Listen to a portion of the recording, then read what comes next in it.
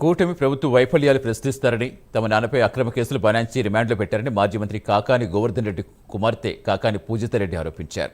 నెల్లూరు జిల్లా పొదలకూరు పట్టణంలో రామలింగేశ్వర స్వామి ఆలయంలో ప్రత్యేక పూజలు చేస్తారు. అనంతరం సంగం రోడ్డు కూడలిలో ఉన్న కాకాని రమణారెడ్డి విగ్రహానికి పూలమాల వేసి నివాళులర్పించారు. అధికారం ఎవరికీ శాశ్వతం కాదని, రేపు అనేది ఒకటి ఉంటుందని గుర్తుపెట్టుకోవాలని పూజిత హెచ్చరించారు.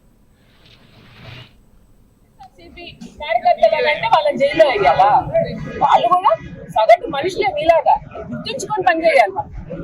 ఎంతమంది మీద కేసులు పెట్టి వాళ్ళు ఇబ్బంది పెట్టి వేయాలనుకుంటే కాకాని గోవర్ధన్ రెడ్డి ఏముందా నన్ను తీసుకెళ్ళండి ఏముంది, నా నాన్న అనుకోని నేను వస్తాను. వీళ్ళందరూ మా ప్రజలు, వీళ్ళు మమ్మల్ని నమ్ముకొని ఉన్నారు. వీళ్ళ కోసం మేము అందరూ వస్తాం, మేమైనా వస్తాం. వాళ్ళని ఇబ్బంది పెట్టి అది తప్పు. కాబట్టి నేను కోరుకునేది ఏంటంటే, నేను ఈ రోజు నేను వస్తున్నాను, తీసుకెళ్ళిపోతానని తీసుకెళ్ళిపోండి, ఇబ్బంది ఏం లేదు.